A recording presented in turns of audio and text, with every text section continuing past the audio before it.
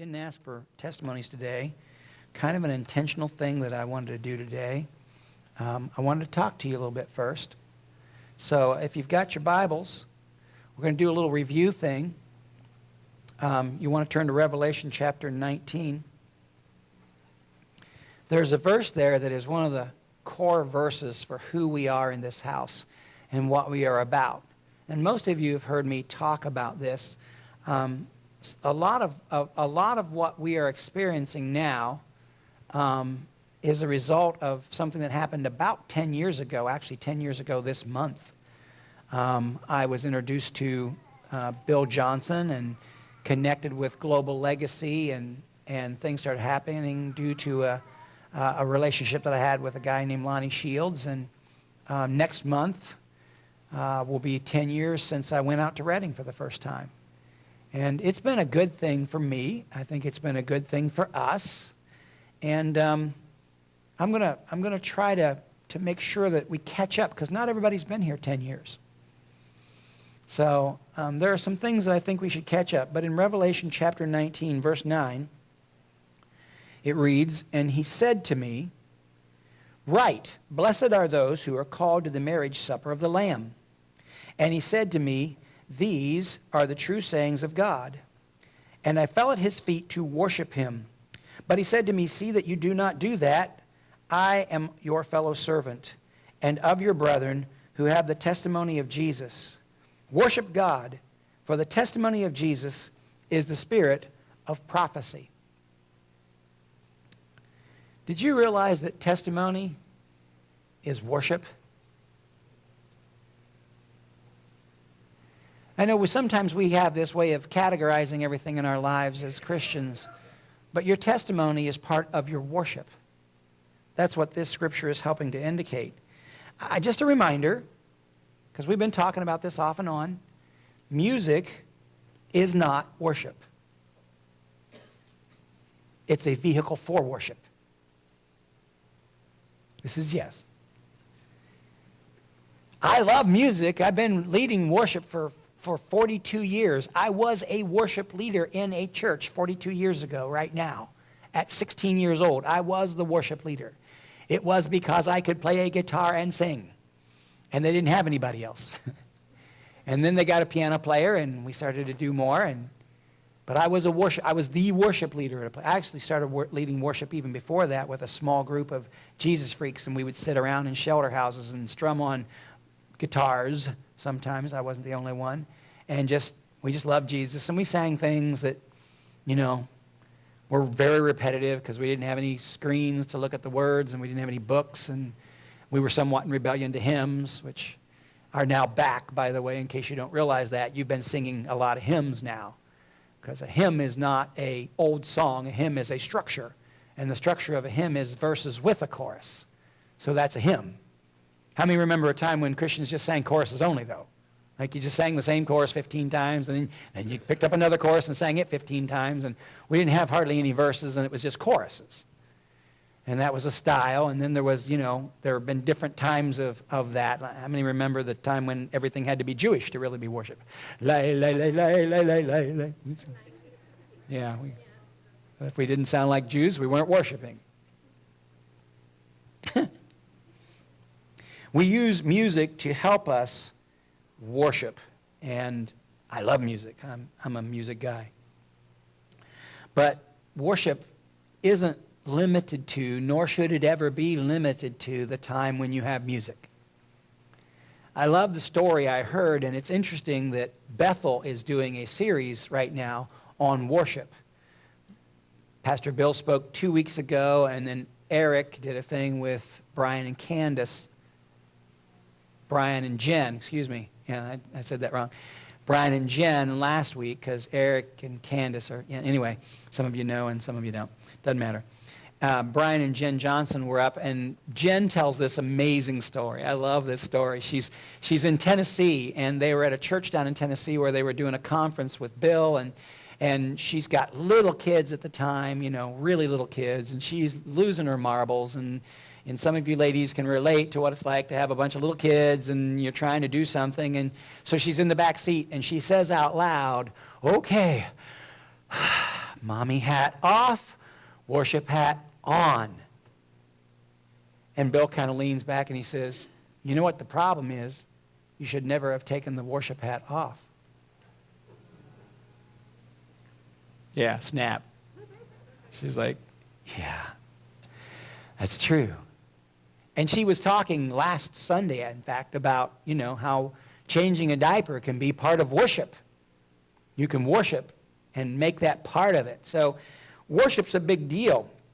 I do want to make this clear, though, because I get this feeling, and some of you heard me say this before, I get this feeling sometimes that in America we've got this worship equals music thing, and worship's only good if the music's good, and this kind of a connection going.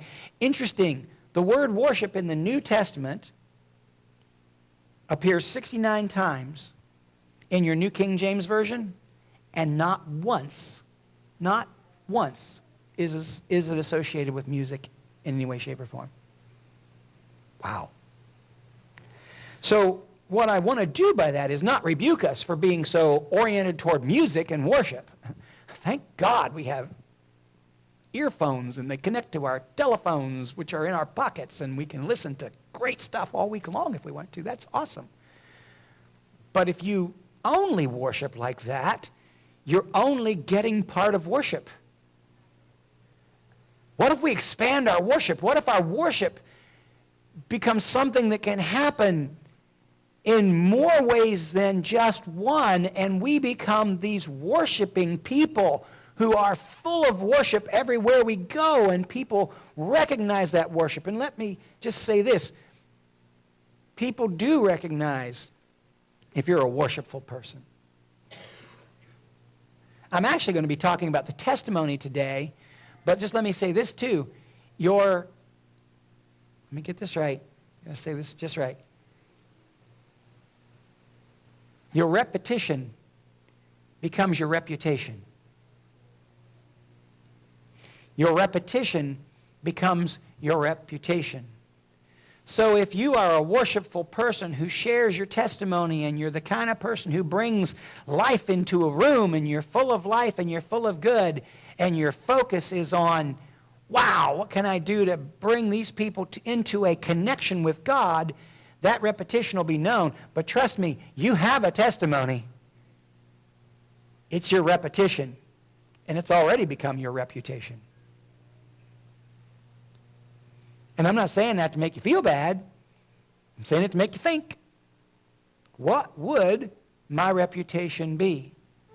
Am I a person who's carrying worship and God's goodness to everybody?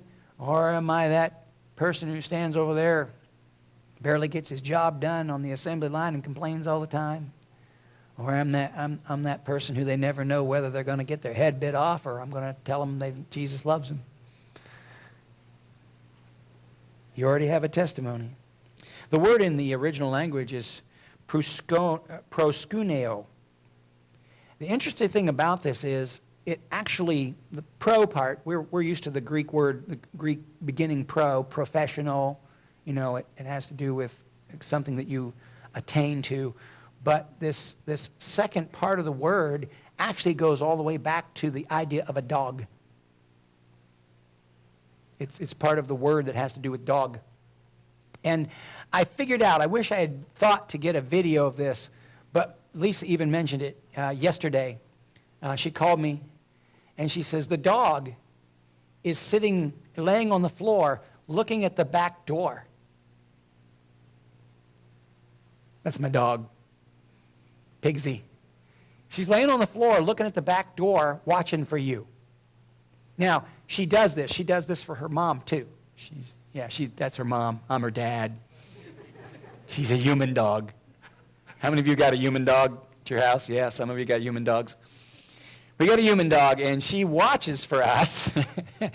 And, oh, man. And then when we come home, she has a habit. Some of you may have a dog like this, but my dog is a worshiper. I got to tell you, she is. She's a worshiper, and she worships us. Because here's what she does. The second we come in, she gets really happy. Her tail wags. Like, you couldn't hold that tail back if you wanted to. And then she, usually kind of like she's going to start to you, but then she realizes and catches herself, and she runs and she picks up a bunny and brings it to us. Like, here, I have something for you. Or sometimes it's not the bunny. Sometimes it's the little skunk or the little hedgehog or whichever toy she's got right there, or the ball. And she brings it to us. She wants to bring us something. She's coming to bow before us and bring us something. That's what this word really has to do with. Worship is a place of coming into submission more than it is anything else. It really is. And that's a powerful thing.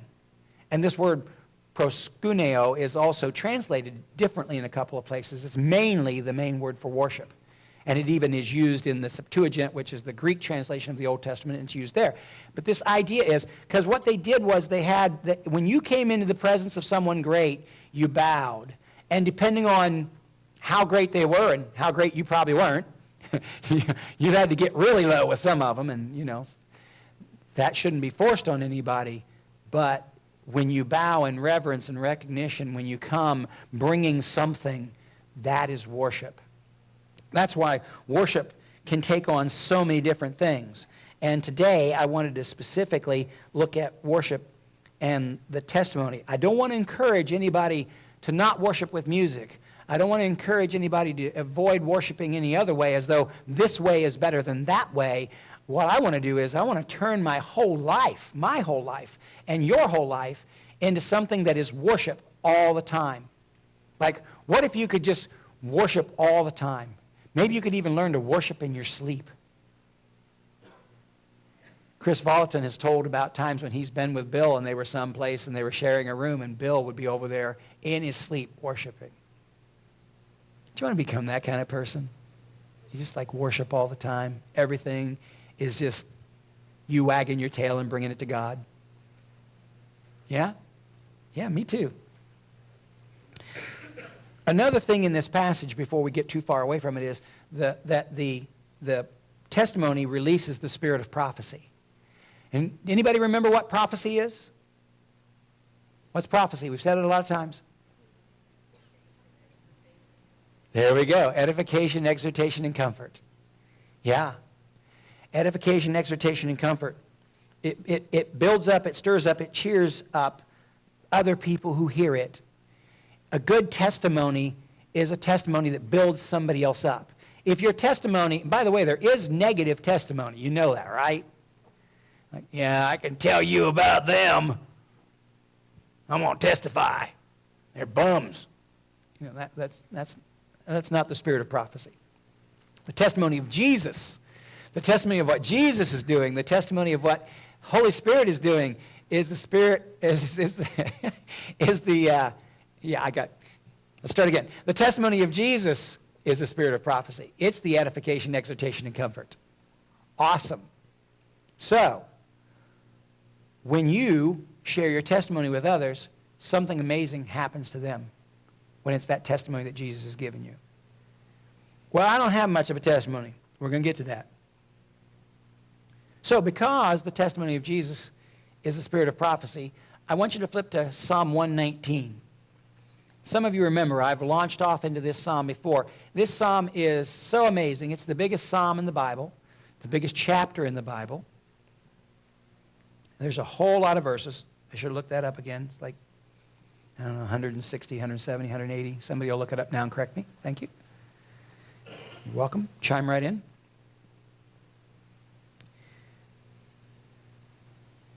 When you have the spirit of prophecy on a testimony, what happens is what God did before, he'll do again. If God did it for someone else, he'll do it for you. If God did it in the past, he's ready. He's waiting for an opportunity to show himself strong in that situation again, or in a situation like the one before. So, that leads me to Psalm 119:24. We're going to look at several verses in Psalm 119. Jump to 24. And it says there, your testimonies also are my delight and my counselors. Anybody ever have somebody give you advice? Nobody? Anybody have somebody give you advice and you didn't want their advice? Yeah. Anybody have someone give you advice and you took their advice and it didn't work out? Here's the cool thing about the testimonies. When you hear the testimonies of God's goodness and everything that God has done, it's the kind of counselor that always gives you good counsel. Yeah, you're not going to get led astray by the testimonies of God. When God's done something great and you grab hold of that and put your faith in that, wow. Wow. That changes everything. So when you hear someone else's testimony, I got a check in the mail. God could do that for me. How many of you would like to have a check in the mail? If you got one, would you testify about it? Would you? I'll send them, Lord. But you better. Don't you get a check in the mail and not testify about it now. After I prayed over you. Oh, God's not in a bad mood. He's a good God. But you wonder why God doesn't keep sending you checks in the mail. Maybe you didn't testify about the last one he sent to you. Just saying, I don't know. You know, I try to give people good advice, but you know, I do the best I can, but I don't always know everything. So we do the best we can when we give advice. The testimony of Jesus is a good counselor. You can get good counsel when you look at the testimonies of what God's doing. That's going to give you a much better picture of what you should do and how you should behave yourself than anything else out there. Isn't that good? Testimonies are powerful. Psalm 119, verse 31, jumping a few verses ahead. I cling to your testimonies, O Lord. Do not put me to shame. I think this is a big, big deal right here. When we hold fast to the testimonies, God says you won't be let down. You won't look like a schmuck. Everybody say schmuck? Yeah, schmuck. That's a good Jewish word, schmuck. I've done my best and followed somebody's advice before and it didn't work out and I look like a big schmuck. The testimonies are going to help me know the way I should go and how I should behave myself. I think that's a big deal.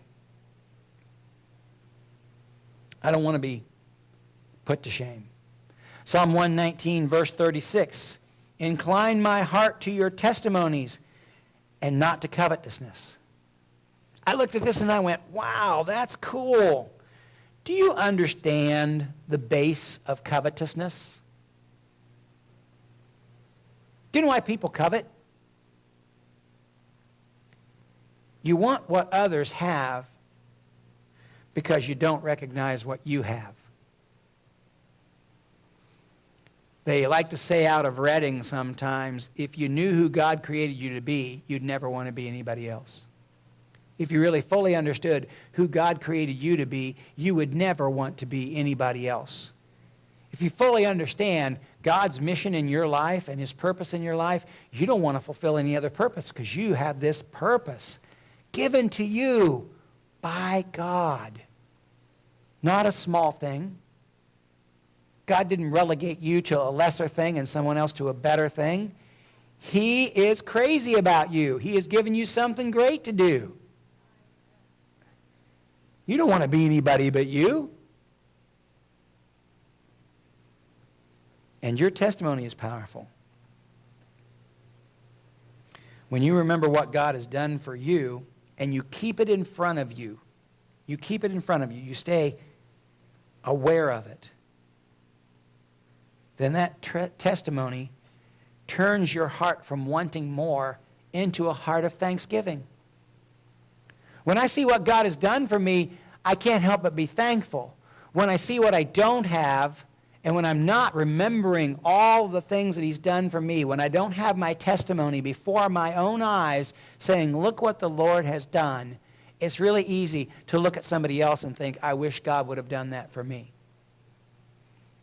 You know, I have seen what God has done. I am not here by accident. Some of you know my testimony of how God brought us here. When I was asked, I said, what? Defiance? No, I don't want to go there. But God wanted me here. Meanwhile, I can think of the young man who was in that meeting that night, who was up on the platform leading worship, who had been part of the youth group in Auburn that I had been the youth pastor of. That young man's pastoring a church of 5,000 in Florida. But my testimony is, I know God brought me here. But I could be looking at him, and I could get covetous of his large church and his fame and fortune and everything that he has. If I don't know that I know the testimony that God brought me here, I could be looking elsewhere, and I could be thinking I'm less than I could be. I'm really happy that I'm here. I like being here. I'm supposed to be here. I'm confident this is where I'm supposed to be. I can't say I've done everything right or fulfilled every detail of everything that I could have ever done, but I'm not going to look back on it and go, wow, I wish I'd have done this. I should have gone to a big city. I could be a big preacher. You know what? I wouldn't be any taller at all if I went to a big city. If I know my testimony and I rejoice in my testimony and I rehearse it and I keep it before myself, it becomes that thing that keeps me from wanting what's not mine. And that's a big deal. Because I tell you what, there are a whole lot of people out there wandering around because the grass is greener somewhere else. And they have been wandering and wandering, wandering, and you know what? They've been in the desert. They've never even found that grass. On the other hand, maybe you are Abraham and he's leading you out to wander for a while. But Abraham had the testimony to know he was right where God wanted him to be. And when you have your testimony, when you see what God's done and you remember that, you stay focused on that, it'll help. And remember, God is honored, so this is worship, by you knowing your testimony and by you telling others.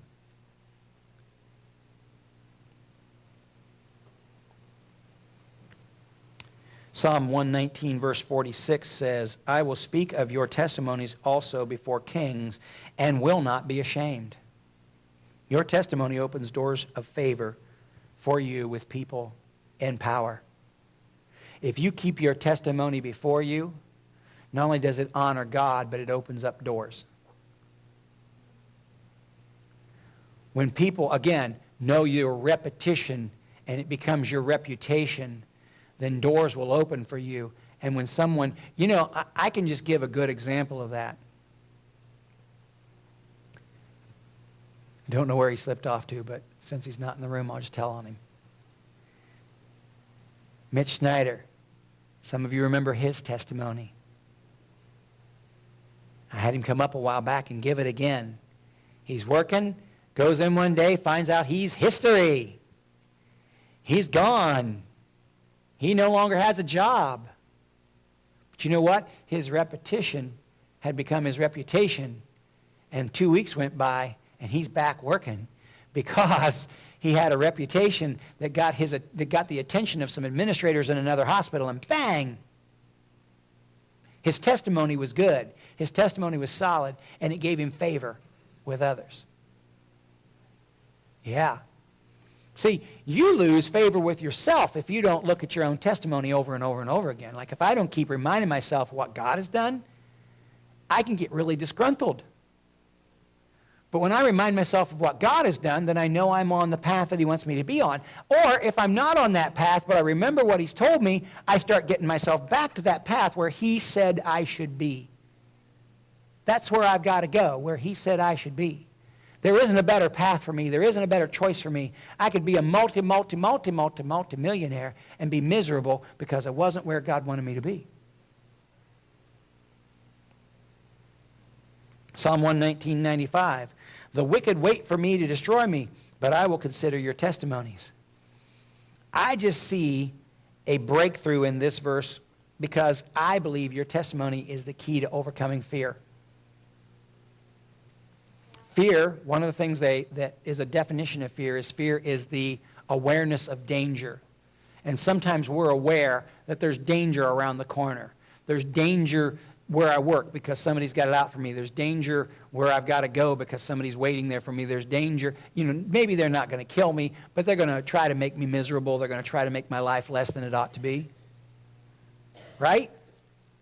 What if I can be one of those people who just carries my testimony with me and I just walk in that security? And so when the enemy starts to sneak up on me and I think I'm about to be waylaid by the enemy, I have my testimony. I got to tell you, Lisa and I have been through some crazy things. We've experienced some rejection from people who shouldn't have been rejecting us. And it's hard. But the testimony that we've experienced is he's always good. And you know what? That gets healed in most cases, and the ones that haven't been healed yet, they will be.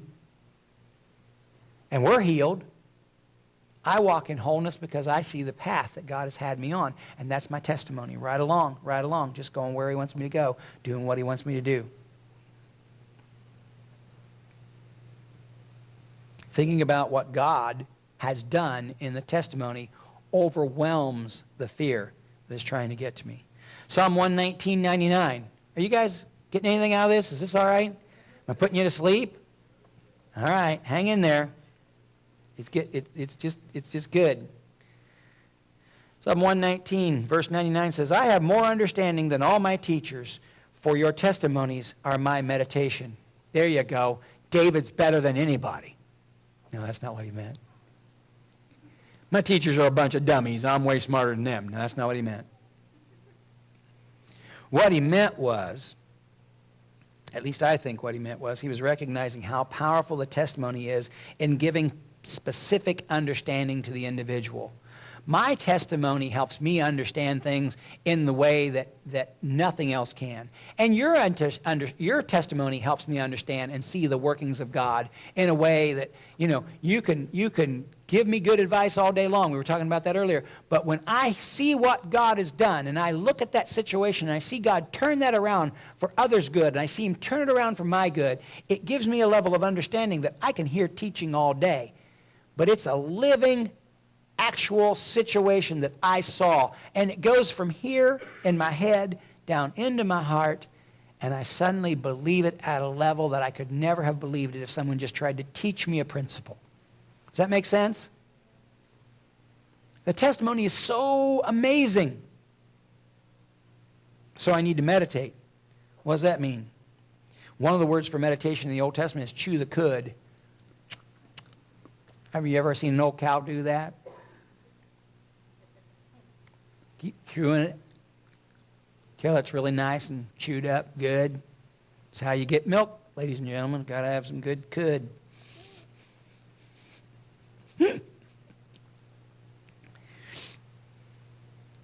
As we see what God has already done, we get a really good education for what he's going to do. Psalm 119, verses 111, 111. Your testimonies I have taken as a as a heritage forever, for they are the rejoicing of my heart. I think this is my favorite verse of these verses on what the testimony does. The testimony of Jesus is my heritage. Everybody say inheritance. How many of you would like to have a big inheritance from somebody you don't know? They just drop about a $5 million bomb on you. You'd be okay with that? You're like, yeah, you get a letter in the mail tomorrow. Dear Mr. Hacker, a distant relative in Germany,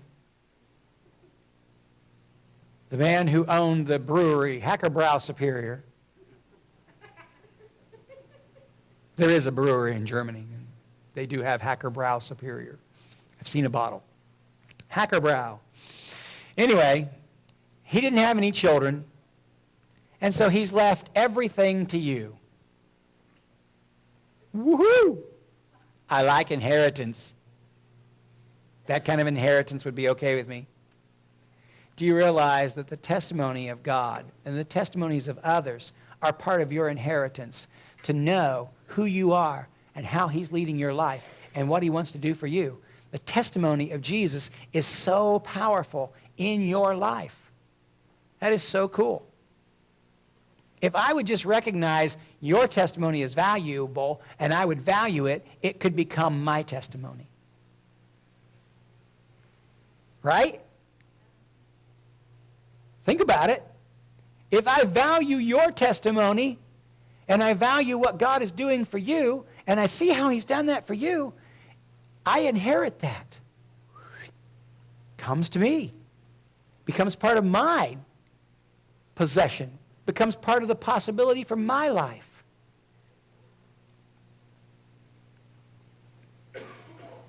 I want that inheritance. So when others share, we're all benefited. We're all benefited. By the way, I wanted to get to this. I get this every once in a while. Somebody will tell me a little testimony after church. Now, if you're one of the people who's done that, and there's a whole bunch in this room who has, a whole bunch of you've done this. I'm not mad at anybody. I'm not trying to beat on anybody here. But, well, I didn't share it because it's just a little testimony. There are no little testimonies. You know, in acting, they used to say there are no little parts, just little actors. But really, I don't want to stick something like, there are no little testimonies because your little testimony might be a little seed that will explode in someone else. Your little testimony that wasn't a big deal. Wasn't a big deal. It just was a little, I tried to pray for somebody. That was my testimony. That's an awesome testimony. Do you know how many other people need to hear that? Well, yeah, but nothing happened. Well, first of all, I don't agree with that. Something always happens when we pray in the name of Jesus. Nothing is impossible with God. That means God can't sit back and do nothing. He's always doing something. You may not have been the end prayer. You might have been somewhere in the middle of a row of prayers that were affecting that person until change happened. I did it again this week. I'm at work, and I'm talking to this couple, and we're having a good time, and I'm taking care of something that they wanted to get. What was it? Was it a shed? I think it was a shed. I can't remember for sure. I can look up the name.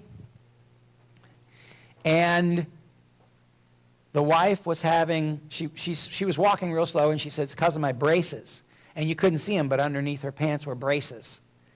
And she's got some kind of a thing that's making her fingers tingle and her toes tingle, and it was a big, long name. And, you know, when we got done talking about what they wanted to buy, then we got to just having fun. Sometimes it's just fun. You know, I don't just sell people and then, yeah, wait, I got other people to wait on. I like people. People are amazing. You know, God didn't mess up when he made people. Just in case you didn't realize that. Like you look at certain people, oh, God really messed up there. No, he didn't. No, he didn't. God never messed up when he made anybody. God doesn't make mistakes. That means everybody around you is something worthwhile. And I'm just having fun talking to these people. I ended up giving the husband a book. He's a counselor. And he was really excited about some of the principles that I mentioned about the book and just talking. And I ended up praying with his wife. And I didn't see, you know, she didn't get up and dance. Yeah, she didn't do that. But they were so thankful. And I don't think the husband was really even much on the Christian thing. He kind of kept saying, well, yeah, my wife's kind of into that. Who knows what God's going to do for those folks? And I do get to see them again because our deal isn't done yet. So I might get to pray for her again. See what happens.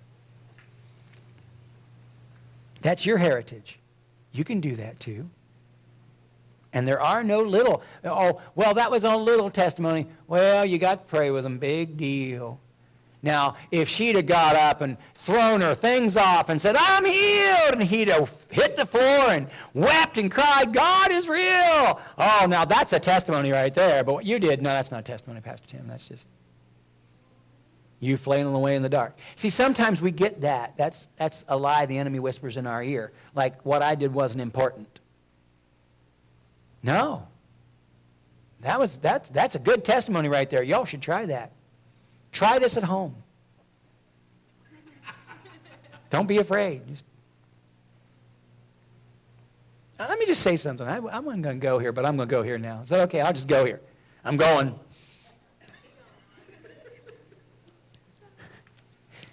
You know, when we first came into this experience with a relationship with Redding and the teaching that we were getting out of there, we had a lot more stuff happening in the house.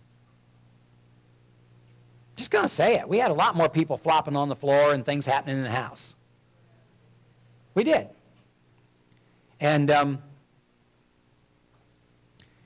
it seems like it's slowed down a little bit. And in some ways, I think it has. Maybe sometimes we become a little, what do I want to say, a little used to stuff. You know, we just become used to it, so we don't, our expectation isn't as high, and yeah, you know. But I'm going to remind you of a story.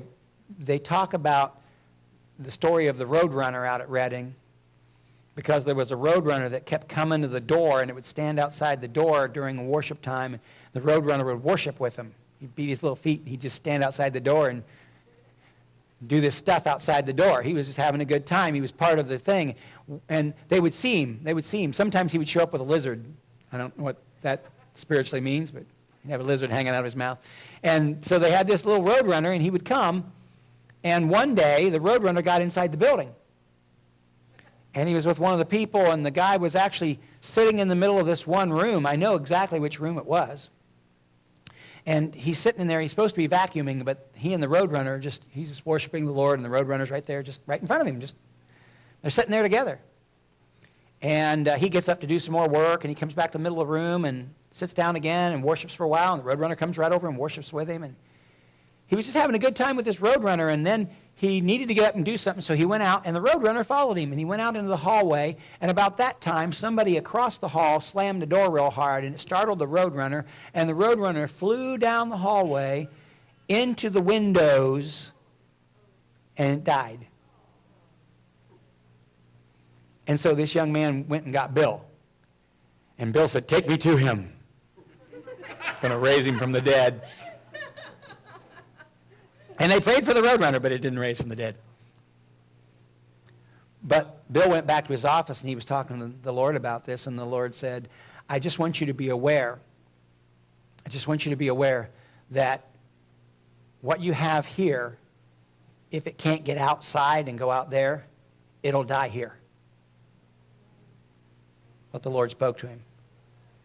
You know, when I ask for testimonies, I'd be the happiest guy in the world if 25 people got up every week. And we used to have more people chomping at the bit. And I just want to ask us, have we forgotten that when our worship stays here, it's confined, but when our worship gets up and leaves here and goes out there and becomes a testimony, that our worship grows? And the presence in here will grow as our presence out there grows. And if I ask for testimonies and there aren't any, I don't know, that could be a little bit of an indication that either we don't take our testimonies seriously, or we're just not really doing what we were doing maybe 8 years ago, 9 years ago, when there were testimonies, a lot of testimonies. Just a thought. I'm going to remedy that problem for you, though. I'm going to give you an opportunity. It's coming.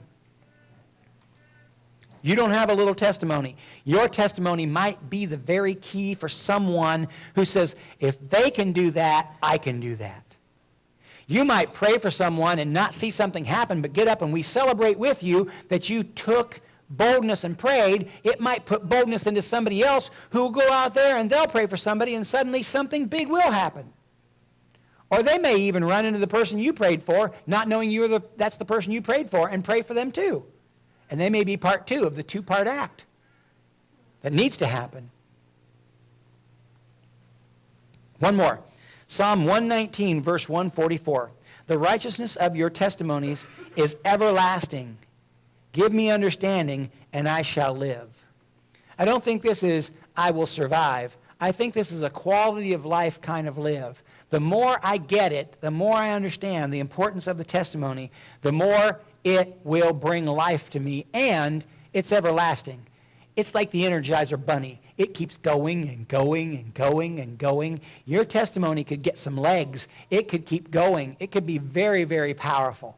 It could be very, very long-lasting. There have been testimonies told to the point where sometimes they've gotten a little crazy. I know. Have you ever played that game telephone? You whisper in somebody's ear, and then they whisper in the next person's ear, and they go on down the line. By the time it gets to the end, you said, a green couch with a red cushion, and it's down at the other end, and it's a new car. It's like, what? How did we get from that to that? It's like when people tell each other stuff. But I got to tell you, your testimony has an ability to get a life and to bring life to others. They go and go and go. They've got energy. So, here's what I'm thinking. I was thinking this morning before this service. It's not because I'm preaching too long that I was thinking this, but what's next weekend? Memorial Day. And what do you do when you memorialize something? You remember. All right. Not everybody here has heard some of the testimonies of some of the other people here. What would it look like if our intention next Sunday was to see if we could get as many people as possible to testify? What if I only preached a little bit? Or maybe not at all. I can do that. No, come and see the miracle next Sunday. Pastor Tim's going to barely preach. Signs and wonders. Wow, he came and he didn't even want to say anything. It's a miracle. So inspiring.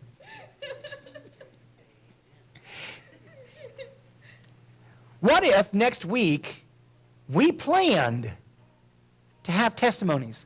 Like what if you sat down this week and went, well, I haven't told that testimony about what happened about a gazillion years ago for a long time, but it's a good testimony. I should tell that one. Or what if you looked for a new testimony this week? What if you went around going, hey, Lord, this would be fun. Let's just go find something I can testify about next week. I'm going to pray for somebody. Pastor Tim, I was down at Lowe's and I found this person. I said, can I pray for you? And they went, get out of my face. You know what I'm going to do if that's your testimony next week? I'm going to go, yes, come on. That was awesome. Way to go. I've actually had that happen. Yeah. Wasn't get out of my face. I went to pray for a guy at Lowe's. I asked him about his situation. He told me all about it and everything. I says, hey, I think I know something that might help that. He goes, what's that? I said, well, I pray for people, and they go, oh, never mind. Yeah, and he just turned and walked away, mad as he could be. I cast you out in the name of Jesus. Maybe done that, I didn't, but obviously it was a spirit of some kind. He was mad. Like me praying over him was going to hurt or something. If I'd have said, I've got this big needle I'm going to inject you, he'd probably say, go for it. I'm going to pray for you. No, you leave me alone. I don't get that at all. What's it? Well, we'll have a testimony in just a second. I'm almost there.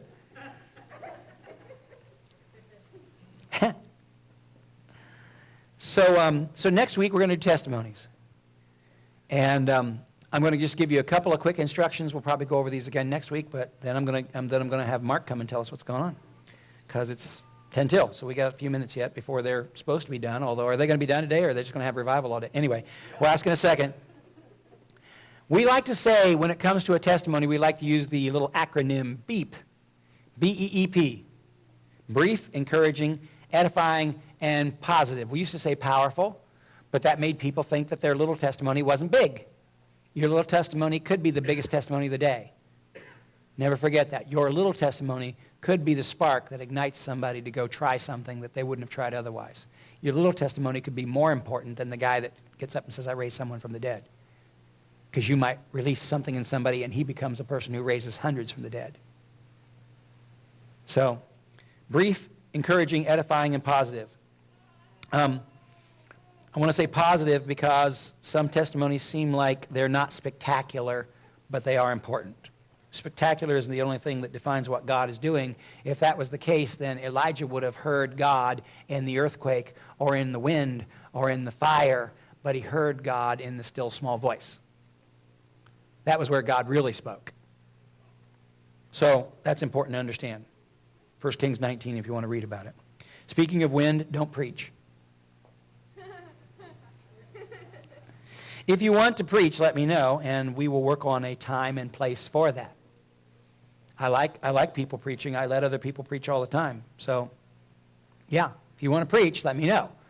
Don't take testimony time to preach. So when we do this next week, don't preach. Testify.